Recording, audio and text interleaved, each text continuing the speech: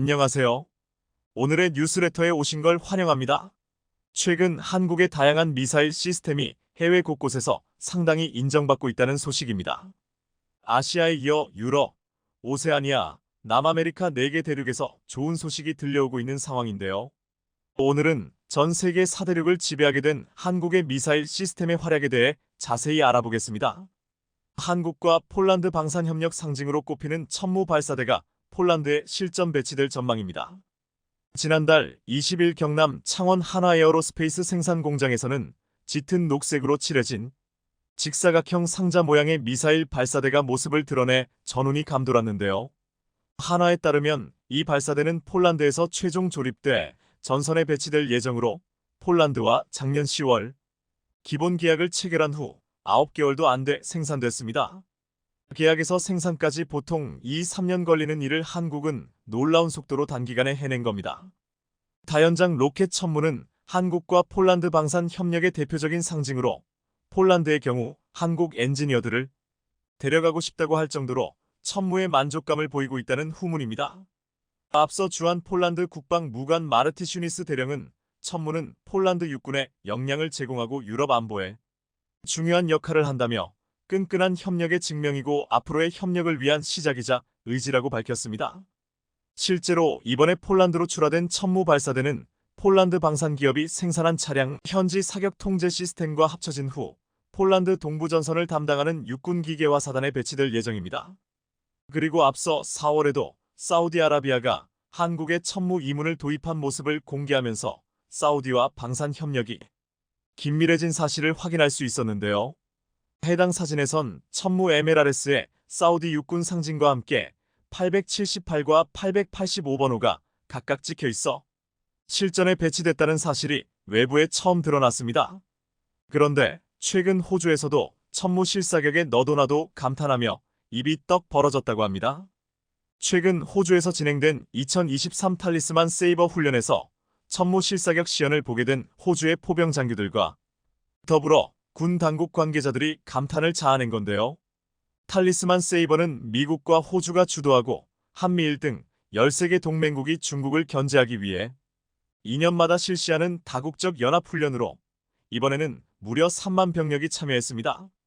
역대 최대 규모로 열린 이번 훈련에 한국은 해병대 대대급 병력이 처음으로 참여해 대형 수송함인 마라도함과 구축함인 문무대왕함, K9 자주포와 천무, 한국형 상륙 돌격장갑차, 마리논 상륙기동헬기 등을 선보였습니다.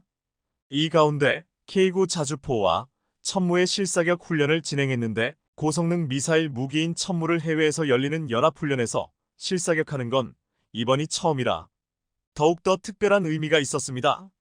특히나 천무 사격을 직접 눈으로 보게 된 13개국의 군 지휘관들은 탄성을 자아내며 천무야말로 미국 주도의 지대함 타격 작전에 기여할 수 있는 무기라고 평가했습니다. 실제로 천무는 최대 사거리 45km에 230무유도 로켓 12발과 최대 사거리 80km 이상의 로켓 12발을 탑재해 미국의 하이마스와 비교되는 무기체계로 대함저지 사격용으로도 사용될 수 있습니다. 이번 연합훈련을 통해 천무의 우수성을 자연스럽게 노출해 방위산업 수출에 또 다른 기회를 창출한 것으로 보이는데요. 천무는 하이마스보다 10km 더 가고 로켓 6발이나 더 탑재해 위력이 상당하지만 가격은 비교가 안 될 정도로 저렴해 많은 전 세계 국가의 이목을 집중시켰습니다. 실제로 2023 탈리스만 세이버의 훈련전 대장인 데미안 힐 호주 육군 준장은 천무의 성능이 매우 훌륭하다며 포병 장교로서 천무 실사격 시연을 보게 돼 정말 기쁘다며 벅찬 반응을 보였습니다. 힐 준장은 한국은 이번에 K9 자주포와 천무를 호주에 처음으로 배치해 실사격 훈련에 참여했다며 이들 통해 지역 파트너들과 상호 운용성 향상을 입증했다고 말했습니다. 그러면서 한국이 탈리스만 세이버에 상당한 규모로 참가한 건 한국과 호주 양국의 국방관계 성장을 보여주는 가시적 사례라고 강조했습니다. 천무를 통해 한국과 호주의 안보 분야 밀착이 강화될 수 있는 전기를 마련한 것으로 보이는데요. 그런데 천무 말고도 사실 한국에게는 또 다른 비밀병기가 존재합니다. 바로 국산 함대함 미사일 해성으로 최근 콜롬비아 해군이 한국에서 도입한 해성이 단 한 발로 표적 함정을 격침하는 영상을 공개하면서 전 세계 방산 업계를 발칵 뒤집어 놨습니다. 주요 외신에 따르면 콜롬비아 해군은 호위함에서 해성 미사일을 발사해 표적함을 격침하는 영상을 지난달 23일 SNS에 전격 공개했습니다. 해당 영상을 본 네티즌들은 엄청난 폭발을 일으키며 표적함을 격침하는 모습에 예상보다 위력이 커 놀랍다는 반응을 보였는데요. 영상에서 해성 미사일 한 발은 발사된 뒤 표적함 상공에서 수직으로 고속 낙하, 표적함에 명중한 뒤 강력한 폭발을 일으켰습니다. 콜롬비아 해군에 따르면 흔적을 알아보기 힘들 정도로 완파된 표적함은 이내 침몰한 것으로 알려졌습니다. 이번 미사일 발사는 중남미 해군 다국적 연례연합훈련 유니타스 2023의 일환으로 콜롬비아 해군이 카리브 일대에서 실시된 해상훈련으로 이뤄졌습니다. 그런데 이번 훈련에서 해성 미사일이 표적을 격침해 활약하자 해당 소식을 전해들은 현지 언론에서는 대서특필될 정도로 발칵 뒤집어졌다고 합니다. 지난 2012년 콜롬비아에 수출된 해성 미사일은 2019년에도 콜롬비아 해군 훈련 중 표적 함정을 격침하는 데 성공한 적이 있었지만 이번엔 더 강한 위력을 보여줬다는 평가가 나왔기 때문입니다. 앞서 해성은 콜롬비아 해군 훈련 중 발사에 실패해 논란이 된 적도 있지만 국내 업체가 아닌 해외 업체의 오류로 판명이 됐었는데 이번에 이런 불명의 이슈도 완전히 사라질 것으로 보이는데요. 실제로 이번 훈련을 비롯해 콜롬비아는 해성 미사일의 위력과 성능에 엄청나게 큰 만족감을 드러내고 있는 것으로 전해집니다. 최대 사거리가 150km에 달하는 해성 대함 미사일은 북한군 유도탄 고속정에 탑재된 스틱스 대함 미사일에 비해 4배 이상의 긴 사거리를 자랑합니다. 또한 레이더 탐지를 피하기 위해 수면에서 5m 정도의 저고도로 물 위를 스쳐 날아가는 해면 밀착 비행 즉시 스키밍 기능을 갖추고 있으며 재공격 기능도 갖고 있습니다. 2005년 이후 국내에서는 세종대왕급 이지스함을 비롯해 한국형 구축함 및 신형 호위함, 윤영하급 미사일 고속함 등에 실전 배치됐는데요. 이렇듯 세계적인 대함 미사일들과의 경쟁에서도 뒤지지 않는 능력을 가진 해성은 세계 각국에서 러브콜을 받고 있을 정도로 인기가 높습니다. 그 이유는 바로 성능 면에서 경쟁 대함 미사일들을 능가하면서도 거기에 더해 가격 경쟁력까지 갖추고 있기 때문인데 ADD에 따르면 해성을 기반으로 전술함대지 미사일도 개발된 상태입니다. 전술함대지 미사일은 적 연안 근접 표적과 지상의 주요 전술 표적을 타격하는 공격형 무기로 장갑 차량을 관통할 수 있는 자탄 수백여 개가 분산돼 폭발하면서 축구장 2개의 면적을 그만큼 해성의 위력이 어마어마한 것으로 이번 콜롬비아 군에서 공개한 영상을 통해 전 세계 방산업계에 다시 한번 위력을 입증시키는 결정적인 계기가 됐을 거라 보입니다. 그런데 최근 국내 방산업계에 또 다른 한 획을 그을 기쁜 소식이 전해졌는데요. 바로 한국이 개발한 함대공 미사일이 최초로 해외에 수출될 가능성이 높다는 소식입니다. UAE에서 한국에 직접 러브콜이 들어온 건데 해당 사업을 수주할 경우 외국산 전투함에 국산 함대공 미사일이 통합되는 첫 사례가 될 전망입니다. 프랑스 매체 인텔리전스에 따르면 최근 하나와 LIG넥스1이 프랑스 나발그룹이 UAE를 위해 제작한 고원드 2500 초기함에 탑재할 미사일 장착 사업에 도전장을 던진 것으로 알려졌습니다. 해당 사업에는 이미 유럽 방산 그룹 MBDA와 UAE 방위산업 획득을 담당하는 타와중경제위원회가 공급 계약을 협상 중인데 한국이 입찰에 참여한 겁니다. 국내외 방산업계에서는 UAE 미사일 수주전에서 MBDA의 출발이 처음엔 유리했다는 평가지만 무기금수 조치로 인해 수출이 힘들어 한국이 사업을 가져갈 가능성이 높을 것으로 보고 있는데요. 2020년 독일과 프랑스, 이탈리아 등 세계국이 유엔의 리비아 무기금수를 위반하는 국가에 대해 제재를 가하면서 MBDA의 UAE 미사일 수출이 쉽지 않을 거라는 분석입니다. 이런 이유로 하나시스템과 LIG넥스1이 UAE 함대 공미사일 수주전에 참여한 것으로 국내에서는 2009년부터 LIG넥스1 주도로 국산 함대 공미사일 해공이 양산되고 있습니다. LIG넥스1에 따르면 해공은 미 레이시온이 개발한 RIM-116램 미사일을 대체할 수 있는데 음속의 2배에 달하는 속도로 최대 20km 떨어진 항공기나 미사일을 격추합니다. 더구나 최근 방사청은 2027년까지 해공 2차 양산을 위한 사업을 완료하겠다는 계획을 밝히는 등 UAE 수출에 힘을 실을 반가운 소식이 전해졌는데요. 2차 양산을 통해 함정 생존성과 직결되는 근접 방어 능력이 한층 더 강화될 것으로 보이는데, 방사청에 따르면 해군 호위함 구축함 등에 순차적으로 탑재될 예정이라고 합니다. 한국은 앞서 UAE에 미사일을 수출한 경험이 있는 만큼 이번에도 좋은 소식을 기대해도 좋을 것 같은데요. 높은 국산 화율을 바탕으로 미사일 무기들 전력화해 우리 해군력에 큰 보탬이 되는 걸 넘어 이를 바탕으로 해외에 우리 무기를 수출하는 대한민국 방산업계가 참으로 자랑스럽습니다. 한국이 올해 전 세계에서 가장 정확한 지대지 미사일을 배치했다. 중국 매체 CRI 온라인. 한국이 중국 미사일을 제치고 증동에서 큰 수주들 따낸 게 과연 우리 미사일이 부족해서인 걸까? 중국 러디의 신원. 최근 중국이 연이어 방산 수출에서 고배를 마시면서 치욕스럽다는 한탄이 터져나오고 있습니다. 그러면서 한국이 경쟁국으로 우려스럽다는 견제에서 이제는 무섭다는 반응까지 나오고 있습니다. 중국은 먼저 태국에 수출하려던 잠수함이 독일제 엔진 수입이 막혀 취소되었고, 아르헨티나의 시진핑이 달려가 파격적 금융 지원과 가격 할인을 약속한 JF-17경 전투기도 결국 덴마크 공군의 중고 F-16에 밀려버렸습니다. 그런데 가장 치명적인 건 가장 우수한 고객인 중동에서 중국의 휘룩 미사일이 한국의 국산 전술지대 지유도문기 KTSSM에 밀려버린 것입니다.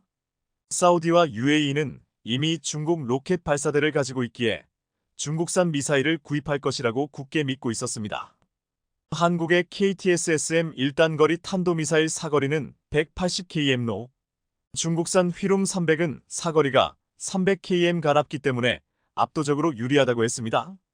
하지만 최근 UAE는 중국 미사일이 아닌 한국산 미사일을 선택했습니다. 중국의 군사매제 싱이 싱크탱크에는 4월 14일 휘퉁 미사일 수출 실패, 중국 방위산업이 직면 한도전이라는 제목을 단글이 올라왔습니다. 이 글에서는 이번 중동 수주전의 과정을 자세하게 전했습니다. 올 연초 중동 현지에서는 KTSSM을 천무 다연장 로켓에서 휘룸 300을 중국산 SR 5다연장 로켓에 각각 장착해 발사하는 시험 사격이 진행됐다고 했습니다. 사우디아라비아와 아랍에미리트 가발주자인 것으로 전해졌는데, 이 시험 사격 후 결국 KTSSM을 선택했다고 했습니다. 중국 빌리빌리에는 중국 미사일이 실패했다. KTSSM-1이 휘등 300을 미사일 비교 시험에서 격파하고 중동에서 무기 주문을 따냈다라는 제목으로 영상이 몰라왔습니다. 이 영상에는 한국 KTSSM의 발사 영상과 휘등 300을 비교해서 보여주었습니다. 군사에 관심이 큰 중국의 네티즌들은 비교 영상을 보고 이렇게 말했습니다. 예전에는 싸기만 하면 몇 개 주문을 받을 수 있었는데 이제는 스탠다드부터 가성비까지 다 망쳐버렸네요. 평소에 우리는 그저 평범하고 단순한 개발도상국일 뿐이고 농사를 짓는 것은 정상적인 일입니다. 레벨 차이가 너무 심하고 가격도 메리트가 없습니다. 이렇게 한국 미사일과 격차에 대해서 인정하는 댓글도 있었고, 한국의 현재 기술 수준에 대해서 높게 평가하고 분석한 글들도 있었습니다. 한국은 이제 매운 완전한 범위의 무기 법주를 보유하고 있습니다. 중국에도 있지만 한국에는 더 고급 무기가 있고 중국이 받지 못하는 미국이 지원하고 있습니다. 중국군은 수십 년간 러시아와만 협력하는 상황에 처해 있으며 장비면에서도 한국에 뒤처져 있고 국제 무기 시장에서도 사실상 매출이 5에 달했습니다.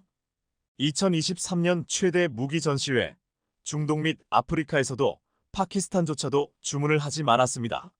한국은 폴란드뿐만 아니라 아랍에미리트, 인도네시아, 필리핀, 핀란드 등으로부터 무기 주문을 받았습니다.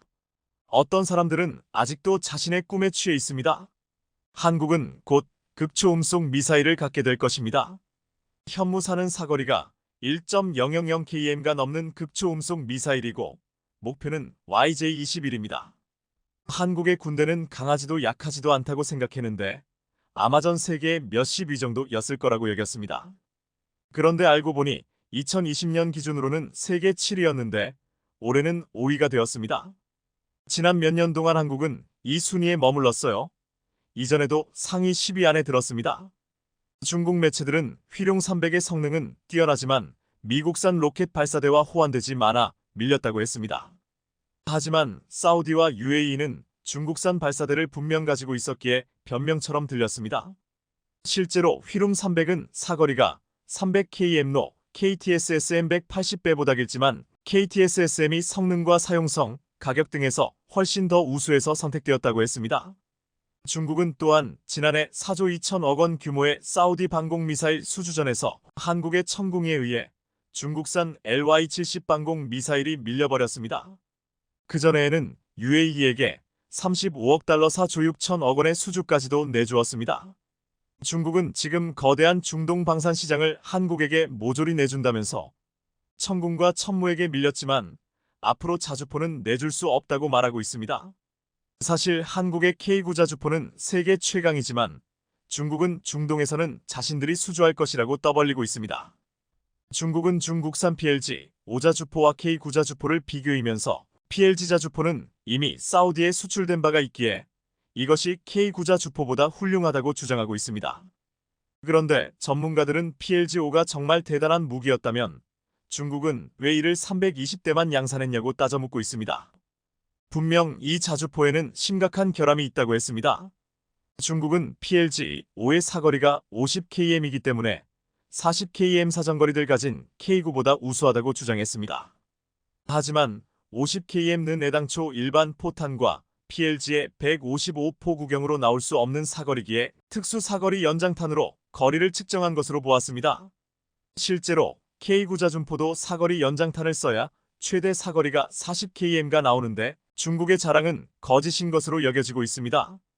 PLG-5는 3분 동안 1문에 무려 10발씩 30발의 연속 사격이 가능하고 일반 사격 모드에서는 1분에 5발의 포탄을 쓸 수 있어 다른 나라의 자주포 대비 2배 이상의 연사 속도를 가지고 있다는 것이 중국 측의 주장입니다. 발사 속도만으로도 세계 최고인데 포탄의 사거리도 최대 100km에 달해 어지간한 미사일 수준의 능력을 지랑한다고 했습니다. 하지만 이러한 주장을 믿는 사람도 믿는 국가도 어디에도 없습니다. 중국은 자국의 최신형 자주포라며 PLG-5의 훈련을 여러 차례 공개했는데 그때마다 이 자주포는 사격과 동시에 차체가 출렁이며 그야말로 춤을 추는 모습을 보여줬습니다. PLG-5는 포탄 한 발을 사격하면서 포신은 물론 차제, 전제가 앞뒤로 심하게 출렁이는 모습이 거의 모든 사격 영상에서 공통적으로 관찰되었습니다. 화포가 사격할 때 이렇게까지 흔들린다는 것은 화포이기에 앞서 무기체계로서의 가치가 없다는 것을 뜻한다고 했습니다. 지난 2020년 이미 PLG 자주포를 도입했던 사우디 왕세자 빈 살만은 한국에 오자마자 국방과학연구소를 찾아가 K9 자주포 200대를 구입하겠다는 제안을 하기도 했습니다.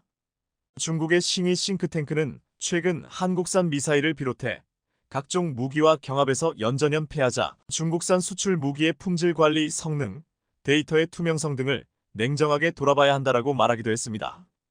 그동안 미국산을 사지 못하는 국가들이 싼 맛에 중국산을 샀다고 하지만 이제는 훨씬 훌륭한 성능의 가격까지도 착한 한국산이라는 훌륭한 옵션이 생겼습니다. 지난 4월 24일 폴란드 수출형 천무 호마르 K가 국방과학연구소 안흥시험장에서 발사가 이뤄졌습니다. 이날 호마르 K는 300km급 미사일 291발을 발사했고 미사일은 200여 초를 날아가 표적에 정확히 명중하며 K방산의 우수성을 세계에 알렸습니다.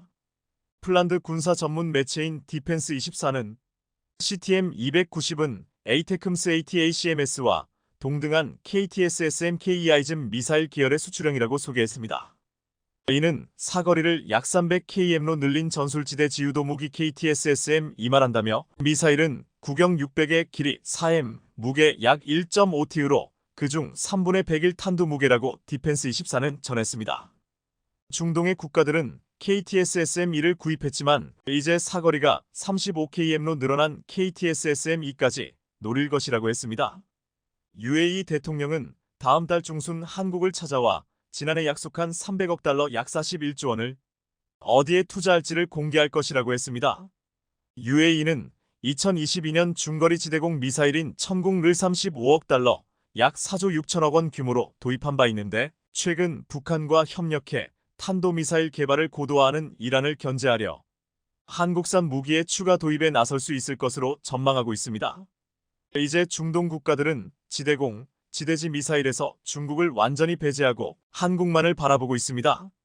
그동안 중국산 무기 수출의 절반은 인도와 국경을 맞댄 파키스탄이었는데 이제는 파키스탄조차도 중국산 무기를 사지 않고 있습니다. 적국인 인도도 K9자주포를 도입할 정도로 수준이 높아졌기 때문입니다. 그래서 중국이 노리는 것은 미국과 대립각을 세우는 거대 자본이 있는 중동이었는데 중동의 국가들도 중국이 아닌 한국을 선택하고 있습니다. 앞으로 중동의 거대 자본은 한국에게 갈 것으로 전망하고 있습니다. 대한민국의 반도체 기술이 엔비디아를 제치는 엄청난 한방을 가격해 반도체 업계가 난리가 났습니다. 최근 한국이 미래 반도체 핵심 기술을 선점하면서 초격차 경쟁력 확보가 가능해진 건데요. 글로벌 반도체 업계 치열한 경쟁으로 핵심 기술 인재 유출이 이어지고 있는 상황에서 엄청난 희소식이 전해져 업계가 들썩이고 있다는데 자세히 알아보겠습니다. 앞선 영상에서 소개해드린 것처럼 최근 전 세계적으로 AI 반도체 전쟁이 불붙으면서 반도체 인력 유출이 점점 노골적으로 깊숙이 진행되고 있는 상황인데요. HBM 기술 개발 경쟁에 불이 붙으면서 메모리 반도체 강국인 우리나라의 인력 유출 우려도 커지고 있습니다. 인공지능 AI 서버에 탑재되는 고대역 폭메모리 HBM은 D램 여러 개를 수직으로 연결해 데이터 처리 속도를 혁신적으로 끌어올린 반도체로 제작에 최첨단 기술이 필요합니다. 그런데 최근 인공지능이 주목을 받으면서 HBM과 같은 고성능 메모리 반도체 수요가 급증하고 있는 상황입니다. SK하이닉스가 가장 먼저 양산에 성공했고 삼성과 마이크론, 중국 창신 메모리가 뛰어들면서 전 세계적으로 기술 경쟁이 뜨거운데 문제는 이 과정에서 인력 빼가기를 통한 불법 기술 유출이 잦아지고 있다는 점입니다. 최근에는 마이크론 임원이 된 SK하이닉스 전 연구원 어씨에 대한 전직 금지 가처분이 인용되면서 마이크론에 대한 경계감이 커지고 있는 중입니다. SK하이닉스 HBM 설계를 주도해오던 핵심 인물이 경쟁사인 마이크론에 이직했기 때문인데 실제로 그는 3차원 적층 HBM 원천 기술 확보에 결정적 역할을 했던 것으로 알려지며 뒤통수를 제대로 쳤습니다. 여기에 더해 삼성전자 출신인 B씨도 얼마 전 마이크론으로 옮겼는데 B씨는 삼성에선 HBM이 개발 조직에서 근무했고 이직 후 마이크론에서도 HBM2와 HBM3 개발 조직에 속해 있던 것으로 알려졌습니다. 그런데 이뿐만이 아니라 삼성과 SK하이닉스에서 경쟁 기업에 이직한 직원이 수백 명에 달하는 것으로 드러나면서 충격을 주고 있습니다. 전 세계가 반도체 인재난을 겪는 상황에서 최고의 메모리 반도체 기술력을 갖고 있는 한국에 눈독을 들이고 있는 겁니다. 그런데 과거의 경우 국내 반도체 인재들이 중국 기업으로 쏠렸다면 최근에는 거처가 미국 기업으로 바뀌고 있습니다. 실제로 최근 국내 언론 보도에 따르면 삼성 직원 260여 명, SK하이닉스 직원 110여 명이 마이크론으로 자리를 옮긴 것으로 드러났습니다. 공개적으로 알려지지 않은 직원까지 포함하면 마이크론으로 옮긴 삼성 SK하이닉스 직원은 더 많을 거라는 게 전문가들의 분석입니다. 여기에 더해 파운드리 사업 재진출을 선언한 인텔로도 한국 반도체 인재 유출 위험이 감지되고 있는데 실제로 작년 7월에는 인텔 이직을 준비하던 삼성 엔지니어 C씨가 징역을 선고를 받기도 했습니다. 당시 C씨는 삼성 파운드리 핵심 기술이 담긴 파일 33개를 유출하려다 적발되는 등 단순한 인재 유출을 넘어서 핵심 기술까지 빼내려는 대범한 시도가 계속되고 있는 상황입니다. 이렇듯 한국 기업들의 첨단 반도체 기술 핵심 인력이 경쟁사로 대거 넘어가면서 고대역 폭메모리 HBM을 비롯한 반도체 경쟁력이 위협받을 위기에 처했는데요. 이런 불미스러운 일을 막기 위해서는 더욱더 강력한 처벌이 만들어져야 하는 때로 보입니다. 우선 기업에선 경제적 인센티브와 커리어 관리를 통해 인재를 붙잡아 두는 당근이 필요해 보이며 기업에만 맡길 것이 아니라 국가 차원에서도 강경한 대응이 필요합니다. 한국도 대만 간첩법처럼 별도 법률을 제정해 처벌을 강화할 필요가 있으며 양형 기준을 좀 강화해서 경각심을 가질 수 있도록 하는 게 중요해 보입니다. 최근 대법원 양형위원회가 국가 핵심 기술을 국외로 빼돌릴 경우 최대 징역 18년형까지 선고하도록 하는 방안을 마련해 이달 말 확정 지을 예정인데 모쪼록 강력한 처벌이 있어야 할 것 같습니다. 그런데 최근 국내 연구진이 엔비디아 AI 반도체의 625분의 1의 전력을 쓰는 제품을 개발해내며 반도체 업계에 말 그대로 쇼킹을 안겨줬습니다. KAIST 연구팀이 최근 세계적으로 수요가 급증하고 있는 L 반도체를 자체 개발했는데 엔비디아보다 전력을 적게 쓰면서 심지어 크기는 더 작다고 하는데요. 이에 따라 사람과 대화하고 각종 정보를 찾아주는 GPT 같은 거대 언어 모델 LLM AI를 배터리 소모 걱정 없이 스마트폰으로 장시간 사용할 수 있는 기반이 마련됐다며 들썩이고 있습니다. 반도체 업계에 따르면 최근 유해준 KAIST 인공지능 반도체 대학원 교수팀이 초전력 초고속 AI 반도체의 핵심 기술인 상보형 트랜스포머를 세계 최초로 개발했습니다. 성능이 뛰어나면서도 전기는 매우 적게 사용하는 AI 반도체를 개발한 겁니다. 실제로 국내 연구진이 이번에 개발한 AI 반도체를 활용해 오픈AI의 GPT-2 모델을 구동시킨 결과 언어를 생성하는데 0.4초밖에 걸리지 않았으며 여기에 사용된 전력량은 400mW에 불과했습니다. 연구진이 이런 초저전력 기술을 만들 수 있었던 것은 AI를 돌리는 기술 두 가지의 특징에 집중했기 때문인데요. AI 작동 기술 중 하나는 스파이킹 뉴럴 네트워크, SNN로. 이는 실시간 정보 처리에 유리하지만 복잡한 정보를 처리하는 능력은 약한 게 특징입니다. 또 다른 기술은 심층 인공신경망, DNN인데 DNN은 이미지 인식과 비디오 정보 분석 같은 고난도 정보 처리가 가능합니다. 그런데 국내 연구진은 정보를 담은 데이터 크기가 작으면 SNN, EDNN보다 전기를 더 적게 쓴다는 점을 반대로 데이터가 클 경우 DNN이 SNN보다 전기를 썼다는 사실을 알아냈습니다. 유 교수는 이론 단계에 머물러 있던 고성능 초저전력 AI 반도체를 실제로 구현하고 GPT-2를 구동시켰다는 점, 온디바이스 AI의 솔루션을 제공했다는 점에서 큰 의의가 있다고 말했는데요. 온디바이스 AI는 스마트폰, 전기차 등 기기에서 직접 AI를 구동할 수 있는 기술로 데이터 서버를 거치지 않고 기기에서 바로 데이터를 처리하기 때문에 속도가 빠르고 보안 측면에서도 안전에 많은 기업이 관심을 보이는 분야입니다. 다만 그동안 개발된 AI 반도체는 전력 소모가 너무 커 온디바이스 AI로 이용하기에 제약이 많았지만 이런 문제들을 해결한 겁니다. 유 교수는 현재 상용화된 퀄컴의 최신 AI 반도체도 GPT-2를 구동하기 어렵다며 이번에 개발한 AI 반도체를 갤럭시 S24에 연결해 GPT-2를 구동시킨 결과 무리 없이 작동했다고 설명했습니다. 현재 KAIST 연구팀은 본격적인 온디바이스 AI 반도체를 개발하기 위해 삼성과 긴밀하게 협력하며 초격차 기술을 육성한다는 계획인데요. 이렇듯 한국의 기술 인재들이 세계 최고 수준의 기술력을 구현해 미국을 능가하는 엄청난 일을 저지른 겁니다.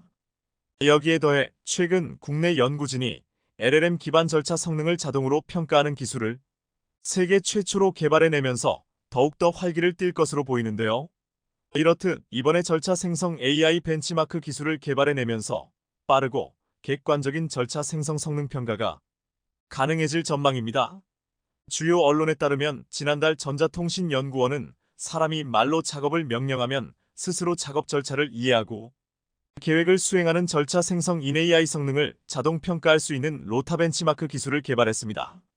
기존에는 이런 과정들을 사람이 직접 평가해야 했기에 손이 많이 갈 수밖에 없었습니다. 예를 들어 구글 세이켄을 비롯해 기존 연구에서는 여러 사람이 직접 작업 수행 결과를 관찰하고 성공 실패 여부를 투표하는 시기였습니다. 이 때문에 성능 평가에 긴 시간과 노력이 들고 평가 결과가 주관적이라는 문제점이 있었는데요. 하지만 이번에 ETRI 개발한 로타 벤치마크는 사용자 명령에 따라 LLM 생성 작업 절차를 실행하고 결과가 지시한 목표와 같은지 자동 비교해 성공 여부를 판단할 수 있습니다. 이로 인해 사람이 직접 했던 것보다 평가 시간은 물론 비용을 최소화할 수 있고 결과 또한 객관적이라는 장점을 지닙니다. 연구진에 따르면 이번 성능 평가는 미국 알렌시 연구소와 MIT 가상 시뮬레이션 환경에서 이뤄졌습니다. 전자레인지에 차갑게 식힌 사과를 넣어라는 일상적인 가사 작업 지시 명령을 내리고 각 작업 절차를 포함하는 데이터셋으로 평가한 것으로 전해집니다.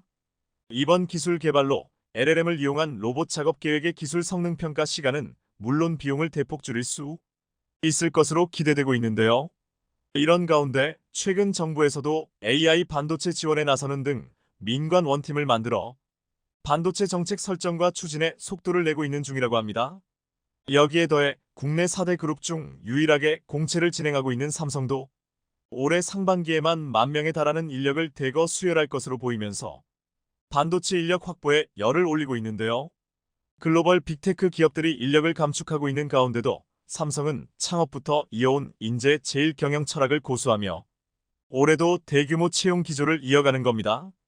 반도체 업계에 따르면 최근 삼성은 계열사 19곳에서 올해 상반기 신입사원 공채를 진행한다고 밝히며 인재 공급에 열을 올리고 있는 중입니다. 이는 최근 마이크로소프트와 구글, 유튜브, 이베이 등 글로벌 빅테크 기업들이 연쇄적으로 인력 감축에 나선 것과 반대되는 행보라 업계 내에서 주목되고 있습니다. 이렇듯 삼성의 공격적인 신입사원 공채는 더 많이 투자하고 더 좋은 일자리를 제공하자는 이재용 회장의 뜻에 따른 것으로 알려졌습니다. 이 회장은 고 이건희 회장으로부터 이 철학을 이어받아 삼성 내 조직 혁신을 주도해 왔는데 특히나 인재 선점을 통한 초격차 경쟁력 확보에 주력하고 있습니다. 올해 1월 삼성전자 명장 15인을 만난 자리에서 이 회장은 미래는 기술 인재의 확보와 육성에 달려있다며 인재가 마음껏 도전하고 혁신할 수 있는 환경을 만들겠다고 강조하기도 했습니다. AI 등 반도체 산업을 둘러싼 글로벌 경쟁이 치열한 만큼 불확실한 대내외 환경 속에서도 우수 인재 확보에 팔을 걷어붙이고 있는 건데요. 아무리 AI 반도체 시장 경쟁이 치열해졌다고 하지만 한국의 반도체 핵심 기술과 인력을 빼가는 건 거의 불가능한 일일 듯 싶습니다. 중국의 전력난이 심각해지면서 그 후폭풍은 일반 가정에까지 몰아치고 있습니다. 전력난 초기에는 전국의 제조업체에만 영향을 주었지만 중국 헤이룽장성, 지린성, 랴오닝성의 경우 지난 25일부터 대규모 정전 사태가 발생해 심각한 타격을 주고 있습니다. 전력난은 특히 동북 삼성에서 심각한데 이곳 주민들은 대규모 정전 사태를 겪고 있는 것은 물론이고 랴오닝성의 성도인 선양에서는 가로등은 물론 신호등도 꺼져 교통사고까지 발생하고 말았습니다. 엘리베이터가 멈추고 제조업 공장들이 줄줄이 가동 중단에 들어가고 있는 가운데 랴오닝성 펑우이주업 유한공사 공장에서는 가스 누출 사고로 23명이 가스에 중독되는 사고까지 발생했습니다. 갑작스러운 정전으로 환풍기가 멈춰 용광로에서 나온 유독 가스가 밖으로 나가지 못한 것이 원인이었습니다. 지금 중국에서는 이러한 사고가 어디에서 일어날지 알 수 없는 일촉즉발의 상황이 이어지고 있습니다.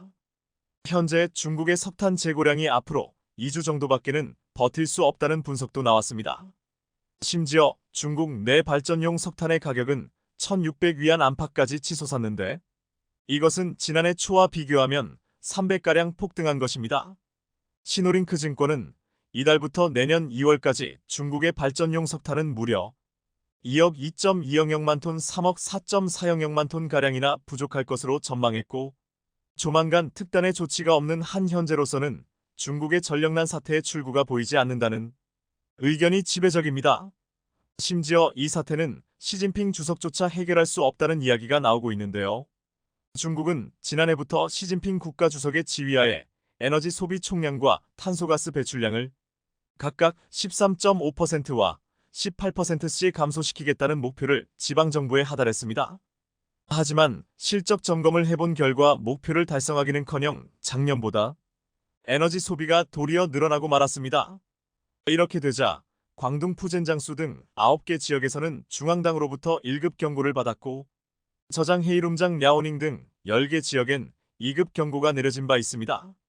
중국 정부는 석탄, 철강, 비철금속 등의 산업을 특정해 저탄소 공정으로 혁신하고 친환경 제조를 구축하라고 더욱더 압박을 가했고 이에 따라 지역에서는 반강제적인 공장 가동 중단 사태가 이어졌습니다.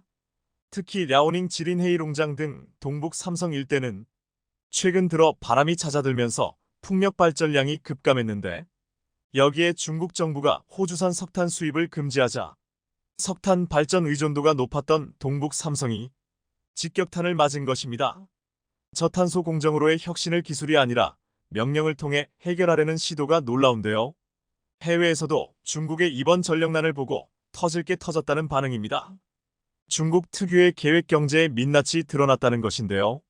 가장 대표적인 정책이 방금 말씀드린 에너지 소비 이중 통제입니다. 중앙정부인 국무원이 그냥 올해 GDP 대비 에너지 소비량을 작년보다 3% 줄이는 목표를 제시하면 각 지방 지도자들은 연내에 이 목표를 반드시 달성하기 위해 어떻게든 방법을 강구해야만 하기 때문에 9월 중순부터 전기 공급을 줄이거나 아예 끊어버리는 전기 배급에 나섰습니다. 그 결과 현재와 같은 사태가 벌어진 것입니다. 동북 삼성의 대정전 사태가 전국적인 핫 이슈로 부상하면서 민심이 크게 동요하자 중국 당국도 걱정은 되는지 긴급 성명을 내놨습니다. 시진핑 총서기의 에너지 안보에 관한 지시에 따라 기본 민생용 전력 수요를 보장하면서 최대한 전력 공급 상황을 피하겠다.